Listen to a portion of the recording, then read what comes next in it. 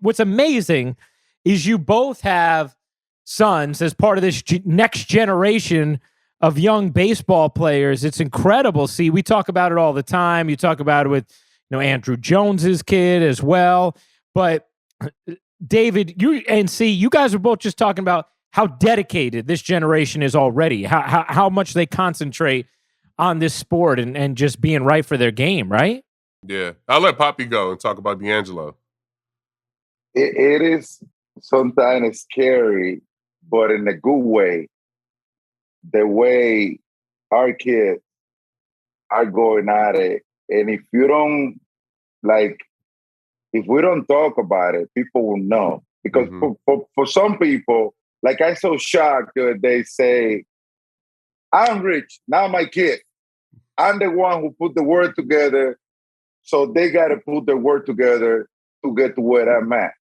And that's the big example of the way we raise our kids. I don't easily handle things to my kids and no any other way.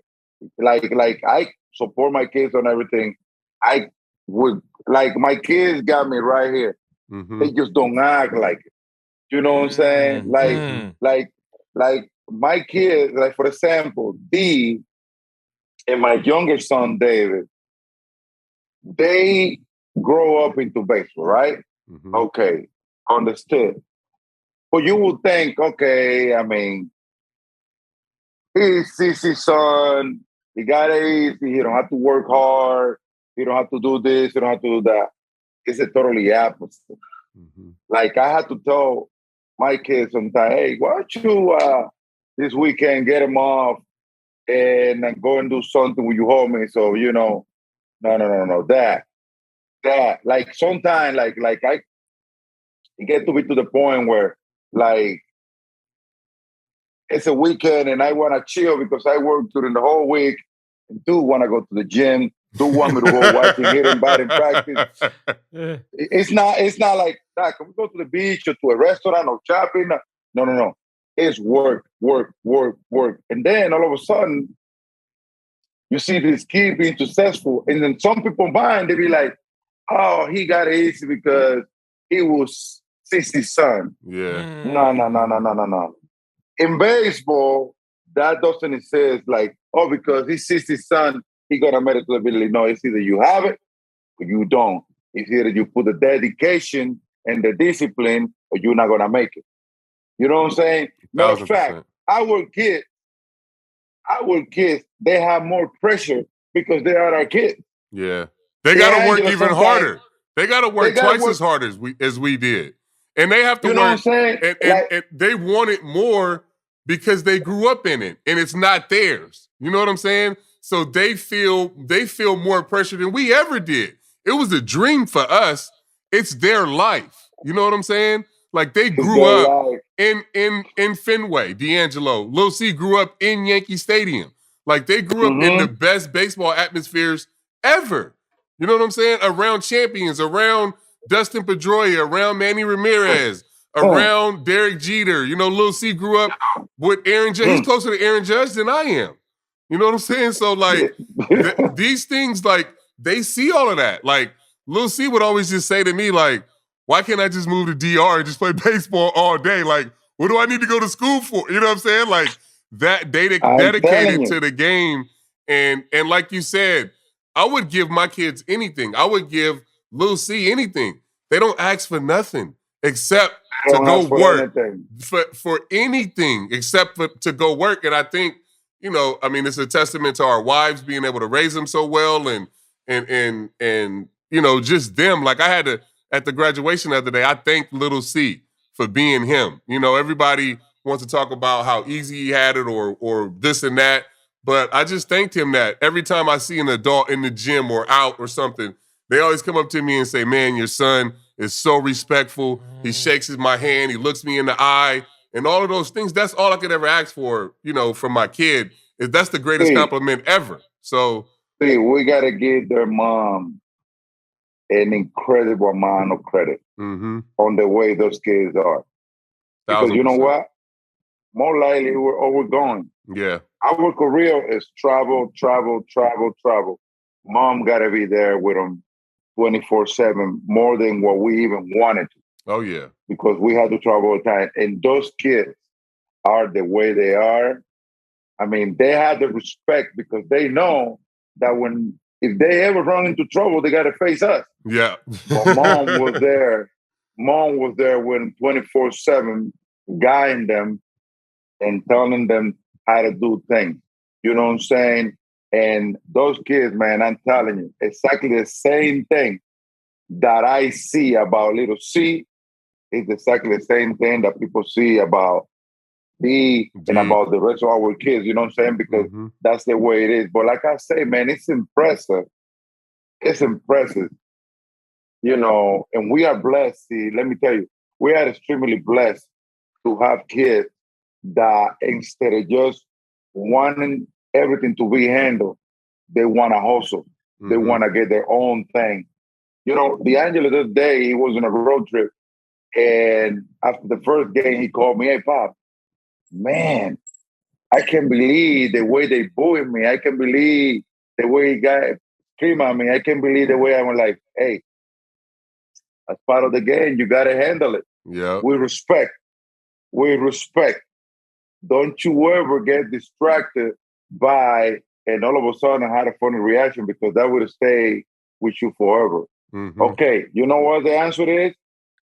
Putting it together on the field, do what you got to do, and control what you can control. That's what the game is all about. Now, Papi, D'Angelo, he plays with Manny's son, right? Yeah. In one of his teams? And Gary Sheffield's Right son. now he's playing with Manny, Gary Sheffield. I talk to all of them all the time. And Pedro Martinez's son. Yeah, Pedro's son on that team too. In the same boat. Like I know who's messing with all of them. Oh my gosh. So have there been any games where all four of you guys are in the stands together? We put it together because the season just began. Yeah. And I talked to Gary the other day. Gary was into something at New York. Yeah. I got back to the Dominican and not even tracking Manny to see if we can all go for a homestand and get together and watch them play. That would be crazy. Is Duque's son on that team too? Or is El Duque's son? No, he's playing somewhere else. No, I think he's playing somewhere else. But I heard that he was somewhere else, but in the same league. I think he's in that league. Okay. Yeah. Man, hey, Ruocco, there's so many legacy kids out there. You know what I'm saying? Yeah. I mean, you see Bobby Witt Jr., what he's doing in the big leagues, but I mean, just in this class, Drew Jones and Carl Crawford, Justin Crawford, Jackson Holiday. Like, it's some real big time players that are coming that are legacy kids, man. It's fun to watch. That's crazy. You know what? It's like you guys have your own Skywalker saga. You know, I mean, like Star Wars wise, this is it. We get to see the next generation of Jedi coming through, man. Right. I love that. That is fantastic. How about, you guys facing each other? We've never had you on, David. So this is our first chance to get to dive into so many things with you as, one of the great luminaries of the game. And so the matchup between you two, see, you did pretty well. You held David to 225 batting average, all right? 16 for 71. He did get you for 2 bombs. I was about to say he got homers, though. Yeah, but 17 strikeouts. David, what do you remember most about facing C? CC was not a fun bat. I'm telling you right now. CC had the best slider I have ever seen coming from a left-hander. Wow. Until the last day he pitched. Because let me tell you, people sometimes, I was a fastball hitter. I was a dead red fastball hitter. You know what I'm saying? And when I know that a guy have a good slider, with good breaking ball, or good changeup, I will make an adjustment to it. But CC was the type of slider that fade away from you, and he had like different. He had the way, and that's what makes CC so good. He had the way to slow you down with the slider or find you hard with it. It all depends what he was looking for at the moment. He will locate his fastball. Remember, when I first CC at the beginning, CC was 9,900. Yeah. you couldn't see where he was coming from at all. Like I'm telling you, like even right-handed batters who have issues, we see the way he was locating and using his pitches because this wasn't a thrower. Like it's what I'm trying to explain, youngster nowadays about pitching. Pitching is not about who throw the hardest. Yeah, it's about who keep hitter off of balance at the most. You know what I'm saying? And CC will know when to pound you with those 99, boom, get you off of balance, and then once you're ready to pull that trigger on a fast pitch, let me slow you down with a slider. Or if you're a right-handed batter, let me slow you down with a changeup. You know what I'm saying? That's why CC was so successful through his career. You know what's crazy is that you say those numbers, and it didn't feel that way against Papi because he was so patient. Even in the days like when I faced him with the Twins, and like when earlier in my career, I didn't have the control that I wanted to be able to like. He was so patient, and he made you throw like fastballs over the plate, and like I just couldn't get myself to give it up because I knew if I threw it over the plate, he's gonna hit like. The one homer he hit way down the line in right field in Fenway, it was a good heater up here, and he was all over it. So I just knew I couldn't throw anything over the plate. You know what I'm saying? So like it was always like a 3-2 count, it was always deep counts because I was never gonna throw him a fastball that he could actually get the barrel to. You know what I'm saying? Like and you know what? I always faced them in tough places. So if I threw it in Yankee Stadium, it's 3-13 down the line. If I throw a fastball away in Fenway, he's going to pepper it off the wall. Yeah, so it was always hard to throw him fastballs. Like, I would have to, like, talk myself up to throw him a fastball over the plate. It's like, it's crazy. So our counts were always deep, always. I had that conversation with David Price once he got to Boston. Because during one playoff, and let me tell you, David was exactly at the same level during his time with Tampa that CC was. The good fastball, the good slider. You know, he knows. We had the exact same stuff. Like, especially when he developed the changeup, we had the exact same stuff. We had the exact same stuff. Because that was the third pitch that he was needing because the thing is, with Price, it was that his slider was more of a cutter than the sharp slider.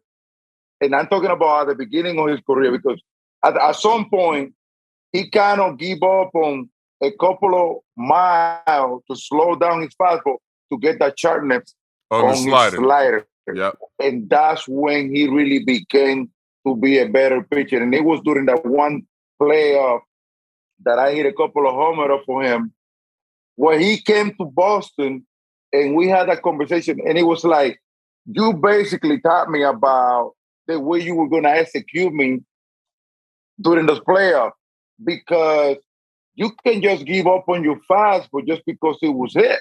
Mm-hmm.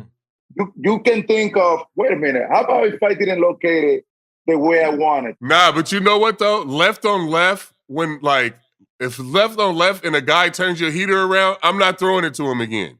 You know what I'm saying? Especially you. Yeah. Like, especially you. Like, if you turn my heater around, like, I might as well just walk you. You know what I'm saying? Like, I got nothing that day. Like, yeah. If you locate your fastball well and the guy hit it, okay, I understand. Now, it's different, see, if you make a mistake and you left it all over the plate. Yeah. Because you know that when you name your last name on your jersey is Sabathia, it's Pedro Martinez, it's David Price, you know here they're going to be more active because you guys are not out there making mistakes every day. Yeah. You know, it's different than when you face a second, third, fourth, fifth pitcher that have tendency to make more mistakes than you guys. That's why when you guys don't have it going on, it's different than when any other pitcher don't have it going on. Yeah. Some other pitchers, not at you guys' level, can get away with some type of thing. You guys don't get away. And you know that. That's why these guys are the best of the best because this guy had to be on every time they step on the mound. Yeah, because guys are definitely going to be more. Guys are definitely going to be more aggressive against me. To like any mistake that they see that they're going to swing at, Ruocco. You know what I'm saying? Yeah. Like especially early in the game. I saw that when I played with Pedro. Pedro had to stay sharp the whole time. Mm-hmm. The minute he slowed down all the day. I mean, we are human beings. Even like our mentality is ready to go every day. You know what I'm saying? But just because your mentality is ready to go every day, that doesn't mean that your body gonna be ready to go every day. So it's gonna be some days that you're gonna hit bottom. You know what I'm saying? Mm-hmm. But this guy, unfortunately, or let's call it, let's say that was the best weapon that guys like CC, Pedro, David Price had. It was that they know what was their situation on a daily basis. It's like me. I had to learn as a hitter to be patient because I know pitchers who's going to try to get me. And if I was a pitcher, I would do exactly the same thing against David Ortiz. Let me try to get David Ortiz chasing pitches out of the strike zone just to see if he chased it. Because you know what? I was not a good hitter of pitches out of the strike zone. I had to stay in the strike zone. I had to work every day on how to stay in the strike zone from the bottom of my chest to my knee, and then when you go north to south, I had to learn that part of the game so that I can be successful. I mean, guys like, let's say, Vladimir Guerrero, even Robinson Cano, those guys were capable of ball off the plate better than anybody I have ever seen. But in my case, I have to stay on the zone, otherwise I would get in trouble.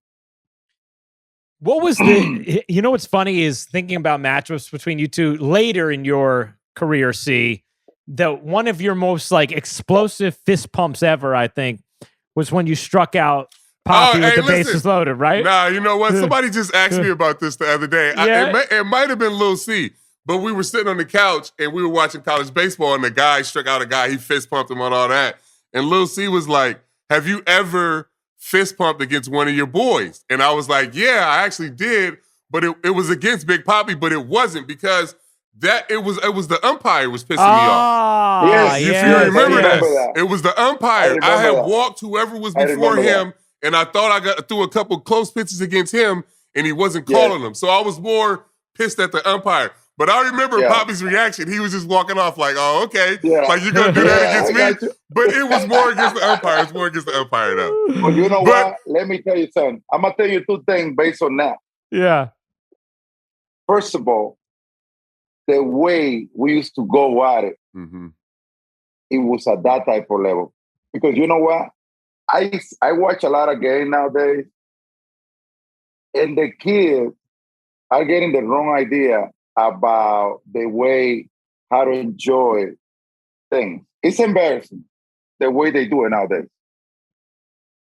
I thought not all the time, but the way they go about some type of situation. Yeah, the way about it's a little embarrassing because, for example, this guy right there, in a couple of years, he's gonna be a Hall of Famer.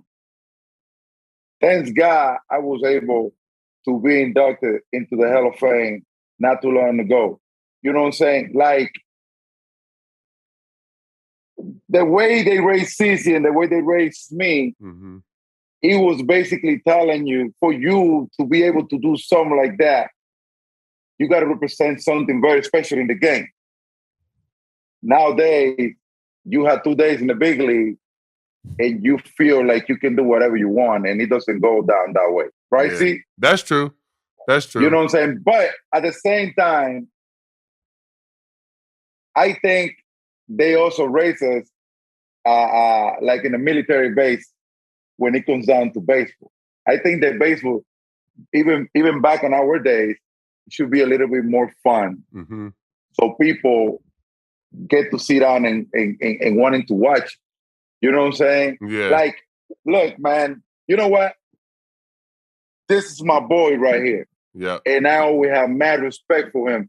But guess what? When we crossed those two lines, it was you on you and me on me. Let's see who's the best. You know remember? What I'm saying? But do you remember telling me that though? Like when you was in Minnesota, remember that one time me, you, Locke, Tori, and Jock, we all went out. And I was in Minnesota. I think it was me and Milt that came, and it was all of y'all. And you was talking to me about it. You was like I'm gonna have your back. Cleveland. Yeah, I was in Cleveland. You was like, I'm gonna have your back forever. Yeah. But when we get in between those lines, I don't care if it's Tori, I don't care if it's Jock, I don't care who it is. Go get their ass. You know what I'm saying? And that kind of like, I took that to heart. You know what I'm saying? We had that conversation. We had that conversation. We had that conversation. And we were just beginning. Yeah, and even Ruocco. But think of like, remember when I hit him? Remember it was a big deal when everybody was like, Big Papi's never hit. Yeah. He was the first person to text me after the game and was like, that's how you do shit. That's how you take care of your boys. That's how you take care of your teammates. You go down. Yeah. So like in those moments. I was faking it. That's interesting. So when you hit Papi intentionally, he was the first person to text. Yeah, really. And David, you were like, I'm good with it. You were okay with it. I was expecting it. Because you know what? We were hitting a lot of them. And you know what? I even earned more respect. Matter of fact, I even have more respect for CC when he did it. Let me tell you why, because that's how you back up your teammates. That's exactly how you get it done. People don't understand that. You know what I'm saying? And I went back to our dugout after that. And I was like, see, because we have a lot of young guys at the time. You know what I'm saying? We were hitting. It was a couple of guys that we hit on purpose, but it was a couple of guys that the guy just let go. Yeah. You know? It was time for one of us to get plunked. You know what I'm saying? So is that hard though, C? I mean, is that hard for you to intentionally hit a friend? It was. But I drove home the night before knowing that I was gonna do that. You know what I'm saying? Yeah. And I knew, I knew that we wasn't gonna get into a fight. You know what I'm saying? I mean, maybe the benches would have cleared, but I knew me and him wasn't gonna get into a fight. I wasn't expecting him to text me right after that though. Like I went into that thinking that maybe he would be a little pissed off. Like maybe we won't talk for a couple years after this, but I had to do it. You know what I'm saying? Derek kept getting hit. A-Rod kept getting hit. Cano kept getting hit. You know, that shit pisses me off. So like, I was pissed. And it kind of just is, it was what it was. If I could have hit the pitcher that was doing it, I definitely would have threw it at his ass. I mean, you know what I'm saying? But it just kind of was what it was. And I wasn't expecting him to text me, but after that, we got even closer. You know what I'm saying? Like our relationship got even closer after that. I tell you, you know, like, if I tell you that Yankee fans are the only fans out of MLB have, 30 teams? Yeah. Right? Yeah. Okay. Out of all the 30 teams on MLB, capture this. Yankee fans are the only fans that comes to me and be like, Papi. And I'm telling you, and this is the more interesting part about what I'm gonna tell you. Before they even take a picture with me. Because I know they approach me to take a picture with me. But before they take the picture, they come to me and be like, Papi, I'm a Yankee fan for life, but I respect you the way you handle the business. Yeah. You know what? I respect that. That's the ultimate compliment. The ultimate compliment, bro. Listen, every single Yankee fan that come to me say that. I mean, you got to see my brother and my boy that are always with me. They can tell you exactly the same line. Yankee fans always come to me with that line. You know why? Because I wasn't the guy, you know, I was the face of the franchise for a long time. And I was always looking forward to play against the Yankees. To compete, not to embarrass anyone. Yeah. To compete. I even used to take my time to give advice to some of the young blood coming up to get it done right. Because this guy right here, CC, used to do exactly the same thing. CC, Mariano, Derek, all those guys used to go down the same way because we want the game to get better. This guy helped one of our pitchers with tipping after he gave up a bunch of runs to him. Like, really? You know what I'm saying? Yeah. Like literally right after the game came and called the guy and was like, "This is what you was doing." Wow. You know what I'm saying? Like, why'd you do that, David? Because I was that good. Listen, you don't need to know what's coming. I don't need to know what's coming. Bro, listen, my teammates that I play with, they can tell you how much I used to put into trying to be good, trying to learn how focused I was and how much I want my teammates and how much I want the young blood to be better because I want this game to live forever. You know what I'm saying? This is the game that gave me the opportunity to have a life, to put my family in a better situation. So I had to continue delivering for this game somehow, some way. And when I see kids out there coming to the big league with the talent, for example, guy like Severino coming up, 100 miles an hour, young blood, coming from my hometown. I know CC was almost on his way out. I know this kid can be the face of the franchise at some point. Why not? Why not telling him what he's doing wrong? So one day I can sit down and be like, see, that kid, at least I say something to him one day that got him to where he at right now. That gave me satisfaction. That made me feel really good, you know what I'm saying? And CC, I have seen CC doing exactly the same thing. Tory Hunter, I mean, I can mention a whole bunch of guys that was, you know, in our era that basically did exactly the same thing. And nowadays, see, watching the game the way it's going, I think we need more of it in the game nowadays.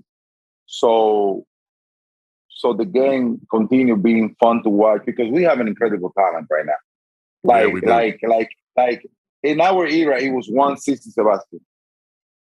Yeah. It was 160 with 100 miles an hour. Now there's a lot of kids 70 out there of them. Yes. going 100 miles an hour, something that is inexplicable. You know, like it is just like what it is nowadays.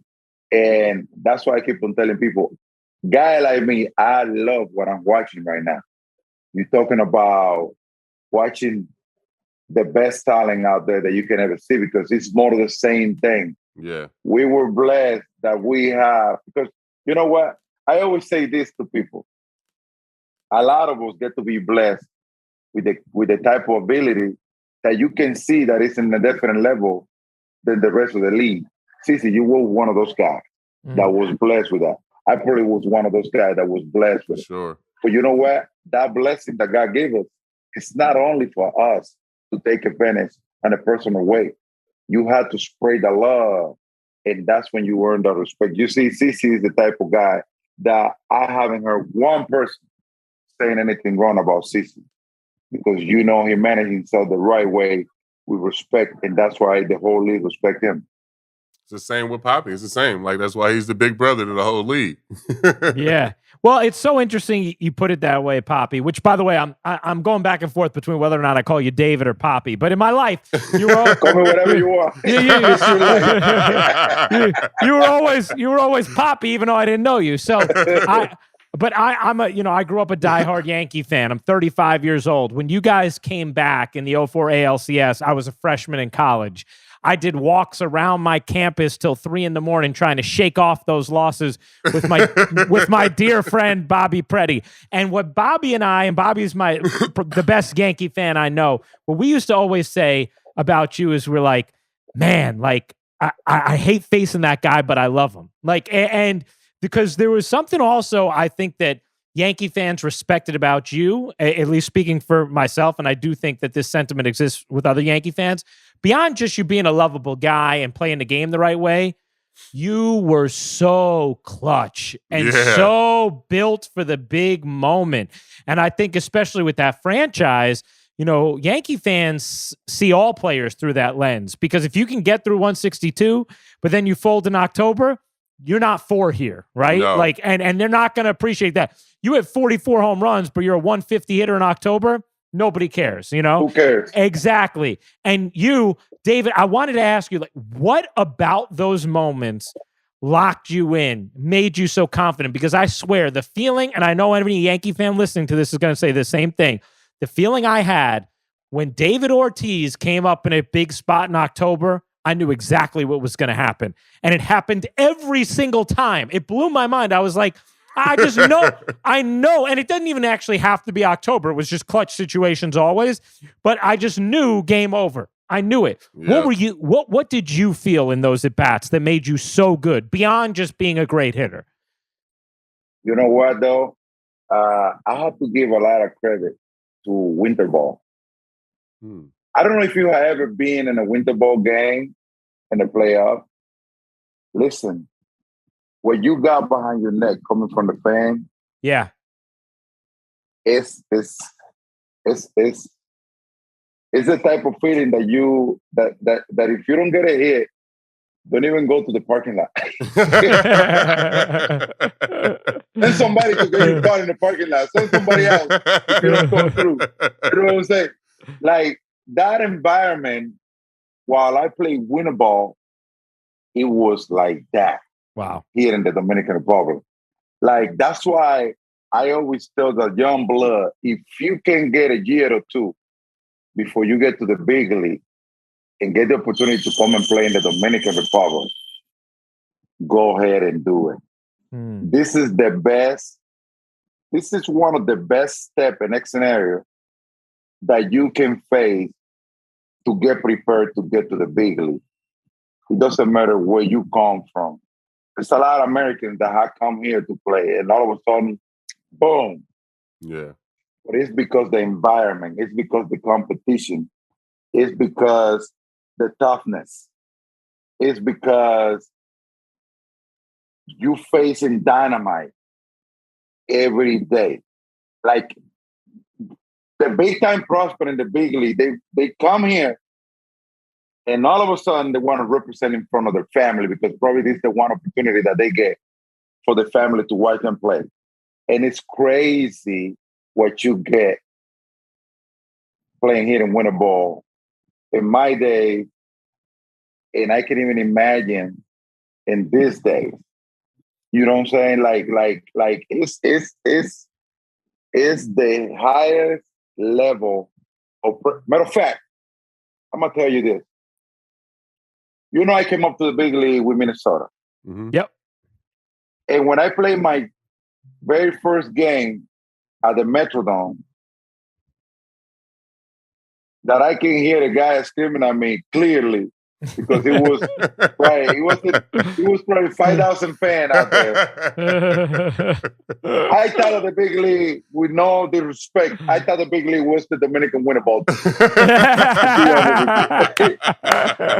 I feel more heat and more pressure playing in the Dominican than playing out there. You know what I'm saying? Yeah. Then when I go to play for the Red Sox, to be honest with you, I wasn't familiar with what was going on in between Red Sox and Yankees until the end of the 2003 season. That was when I got the memo. I was like, this is some serious shit right here. You know what I'm saying? This is personal right here. See? I was like, damn, what is going on? You know what I'm saying? That was when I first started getting the memo. You know what I'm saying? But it was just like walking back, like those games in between Yankee and Red Sox. It was like when you play Licey and Escogido in the Dominican Republic, or Licey and Aguila in the Dominican Republic. It's that type of heat, that type of pressure. You know what I'm saying? So that's the only way I can explain it. I want that pressure. I want to be like, guys, I got this. That's the way I swear, I don't even know how to explain it. Like, people always ask me that question, and I thought it was a moment that everybody want to be part of. Mm-hmm. That's the way I look at it. But I realized that not everybody wants that shit. Not everybody wants. I still got with diarrhea at this moment. Oh, I gotta go to the bathroom. I got some Thai hamstring. You know what I'm saying? Like, I saw it all, and I was like, okay, I guess I'm a special.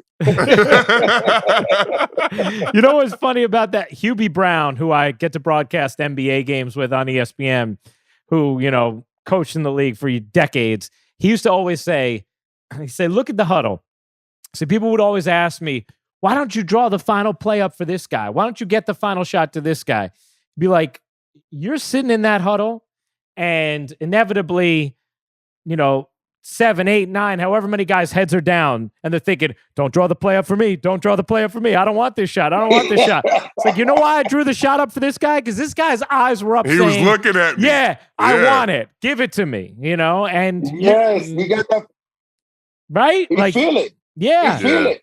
Yeah. He can tell. No. You know what? When I sit down and watch a game right now with people that are fans, people that never really played the game, and I hear people criticizing the player for not completing the play, for not getting the hit, for not making the pitch. Even watching basketball, watching the final. Yeah. I see the criticism coming from people, and they see that I stay quiet, even being a fan now. And they were like, "Why, you're not going to say something? He just missed that shot right there. Or he is strike out." And I'd be like, people, remember, I lived this moment. I have been in a situation. It's not fair for me to criticize, because watching it from here, having a drink, talking to your homie, it's easy to make an adjustment. But when you are in it, on those guys' shoes, it's a different view. Mm-hmm. All eyes on you, and you know it. You know what I'm saying? You had the best defense guarding. By the way, last night, my boy, Stefan, wow. Yeah. You watched the game last night? Yeah. Yeah, man. Yeah. Come on, man. CC's he's a Warriors fan. I'm a Warriors fan. You already know. He's I'm back to the Warriors. He's back to the Warriors. Yeah, I know. I was like, damn. No, I was talking last night too. Even watching my boy coming through. You've been at some of these Celtics games in the playoffs, right? Yes. Yeah. Will you go to any of the finals games? I probably will. Will. And they're gonna go home now, play 2 games, and then they got to go back and forth. Yeah, back and forth. I'll probably show up. Yeah, I think I'm gonna go. I think I'm gonna go out to the Bay if they make it back out to the Bay. Well, they will make it back out to the Bay. Have you been at the building on the Bay? No, I haven't been to the new one. I haven't been since they moved to San Francisco. Bro, I went with A-Rap during the playoff. No. We were shooting a commercial for DirecTV. Oh yeah. Not too long ago during the regular season, and we went to watch a game. That building is so amazing, bro. I heard. It's unbelievable, and it's in the city. So you got to go for. You got to go check that out, Steve. I'm gonna go check it out, yo. But getting back to those big moments, and talking about how calm you just keep yourself. For me, I had to learn how to, I guess, not want to be the hero so much. Because, those playoffs we had in 2007, when I was still in Cleveland, we played you guys in the ALCS, I pitched horribly. But it was because I wanted to be I wanted that Pedro Martinez moment, and I remember going on the website, I was trying to get tickets for my uncle or something. And it was I went on the Indians website, Guardians now, but Indians at the time, and it had CC versus Pedro. And I remember I was like, oh, this is my big moment. You know what I'm saying? I get to face Pedro, game 1, I'm going to win this game. It's going to put me on the map. And I went out there and fucking failed horribly. You know what I'm saying? So I had to learn how to kind of lean on my teammates and just learn that, these guys are as good too. So you can't really try to steal the moment. You know what I'm saying? It was always for me where I was just trying to be the hero instead of just being a part of the team. And not till I got to New York did I learn, or even in Milwaukee that next year, I learned, I was like, this team is pretty good. Like, I can lean on them and we can work this together and we can win. So, it goes both ways for sure. It's a fight that you have with your own self when it comes down to it, because the problem is, and I understand where you at. The problem is that, first of all, you have the talent.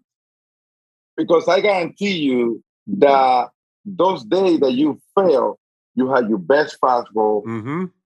You feel like Superman, and your mind is good to go. Yeah. So it's hard, especially being young, it's hard to manage the whole package. Mm-hmm.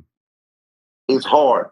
And that's why CC say down the road, I started learning how to manage that package.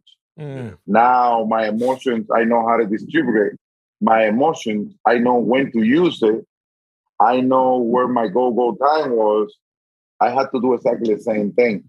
You know what I'm saying? Because when I was in Minnesota, I didn't really have that one guy that I can learn from. Remember, when I got to Minnesota, Paul Molitor was his last year. Mm-hmm. Kirby was not playing anymore. Kirby was in the front office, my idol. I used to see Kirby when we were at home more likely until one point. But Torrey, Jack, Law, Eddie Guardado, Troy Hawk, mm-hmm. we all were like about, at the same level, mm-hmm. basically. You know what I'm saying? I don't know if you remember that. During my time, it was 1 year that Minnesota had 14 rookies in the big league. Yeah. By the way, what the hell were we thinking? 14. That's amazing. I was like, wait a minute. I remember that back then it was a big deal. And I was a rookie, and I was like, 14 rookie. I mean, why are they making it such a big deal? Now I'm like, damn, 14 what? 14 rookies. Oh my gosh, right? That's kind of a lot. You don't have who to go to get that information. Yeah. Now, I got to Boston, and then I have in the pitching side, guy like Pedro Martinez. We have guy like Dilo. We have guy like Jason Veritek. You have Manny Ramirez. I have so many where to go, because in baseball, I always act like a sponge. I wanna suck on information mm-hmm. the way I can get better, because I wasn't a 5 tool guy. Mm-hmm. I always tell the kids this. I wasn't a 5 tool guy. I probably had 3 tools, but one of my best tools was the way I used to view things. Mm. You know what I'm saying? How much I wanted, how much I want to learn. You know what I'm saying? Who was my goal guy? You know what I'm saying? And what type of information I was. I remember having conversation with Paul O'Neill. I want to know why Paul O'Neill was so good. Mo Vaughn, Carlos Delgado, Jason Giambi. You know how many conversations I had with Jason Giambi? That was my guy. I asked Jason Giambi one time, hey, G, what is that you, because Jason, to me, was one of the best hitters when the stake was on the bases. Mm-hmm. When man was on base and Jason was coming in, it was like, it's your problem, not mine. So I put Jason one. I was like, Jason, seriously, what is your mentality when you go to hit with man in the scoring position? And he told me exactly the same thing that he make it look like. Papi, it's not your problem. They had to make sure that they make a pitch that you don't get a stand. If you let me stand it, you're in trouble. And when he say that to me, I was like, I never used to view it that way. I always thought that when I come to hit with men on base, the guy was going to make my life miserable. Nah. But look at this guy's mentality. He basically told me, you know what? They're human like us, and they make mistakes just like we do. So be ready for that mistake. And that just, like, I was the guy that was doing my homework because I had the ability, but I didn't develop it the way, because my mechanic wasn't well organized. I started organizing my mechanic with Manny. I see how important as a pitcher and as a hitter is to have your mechanic lined up. You can have the talent, the best talent, but if you don't have your mechanic settled down the way it's supposed to be, doesn't matter what type of talent you have. And being able to repeat it, whatever it is, pitching, hitting, being able to do it over and over and over and over again. That's it. But to your point, like I was going to say, I feel like I would have matured faster if I spoke Spanish. If me and Bartolo had a better relationship, if I could like talk to him and go to him and ask him questions before he got traded, I feel like my maturation as a pitcher would have been faster than it was. I mean, it was fine. Obviously, it all worked out. But it like early in my 20s, I would have been a lot better than I was because I was just figuring this shit out on my own. And I am a sponge. Like I wanted to listen and hear everything, but there was nobody like me. You know what I'm saying? Like there was literally nobody that I could like, other than Randy Johnson. You know who talked to me the most? Curt Schilling. Every time we played you guys, he would pull me out during BP early, talk to me. How's your routine? How you feeling? Like I remember one time it was a hot game in the summertime in Cleveland, and I was melting out there because like my body language is bad. Like I didn't want to be out there. And he pulled me out the next day. He just fucking lit into me. He was like, if you're gonna be that fucking big, you don't let people know that you out there dying. Like love the fucking heat. You know what I'm saying? Like get to learn to fucking love these elements. If it's cold out here, learn to love the fucking cold. Like your shit is that good that there should never be an excuse why you don't go out and go deep into the game. Like, this is the type of shit that he would tell me. And I feel like if me and Bartolo had a relationship earlier, I probably would have been able to mature a lot faster if I had that in my locker room. You know what I'm saying? We need more of that in the game nowadays. Yeah. We do. We need more of it because we have the talent, but sometimes the kids don't understand what the fans are expecting from us. When the fans see you making $30, $40 million, and now life situation, they're expecting you to give them what they pay for. You know what I'm saying? So we need more people in the game that provide that information, not with numbers and computers, with life experience. Because the only way Curt Schilling can come to CC and blow it up on him the way he did is because he know that CC know that he know what he's talking about. Yeah. You know what I'm saying? Yeah. It's different than if you're a guy that you never played the game, you can't approach me like that because what am I going to, who the hell is this guy that is trying to talk to me like that? You know what I'm saying? Yeah. Oh, it's true. So our game need that. I have seen the game walking away from the veteran a little bit, understood, but the veteran is always going to be needed in the game because the veteran is to guide the young blood. Yep. Yes. Hey, you like it or not. Papi, before we let you run, you've given us so much time, and we are so grateful. Man, I'm just warming up. Hey, man, we love it. Well, we got to get you back for a part 2 then. Absolutely. At some point soon, in person. But let's get you out of here on this. Hall of Fame coming up. Yes. The induction, the ceremony, July 24th. Which first and foremost, congratulations. Yes, congratulations. Have you started working on the speech? Where are we at with the Hall of Fame speech right now, Papi? Well, to be honest with you, I'm a guy that I have the ability. Like the other day, my man Chester, you already know Chester. Oh yeah. He called me to talk to me, like, let's start working on it. When I went for my tour at Cooperstown, it seems like somebody in years before killed it. He put all the Hall of Famers to sleep back there. Because his speech was too long.